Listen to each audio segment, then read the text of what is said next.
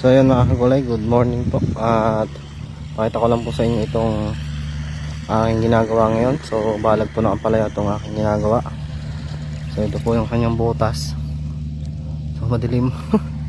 Hindi nga lang masyado makita. Pero ito po hanggang tuhod ko po yan. Ayan, so ang lalim po niya. So halos isang oras po ako nag-uuger.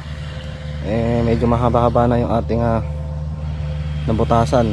So balit nasa 250 butas po ito na kawayan yung ating nalagyan. So ito po sa kapatid po ni tatay, at ito rin po ang palaya na to ay sa kapatid din po ni tatay, ito na bunso.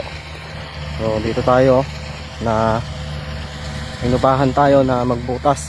So para ngayon ko lang naman din to na try yung auger na nabili ko sa Shopee. So okay na okay siya, lalo sa mga gantong lupa na malabo. So ito po siya yung aking gamit na auger.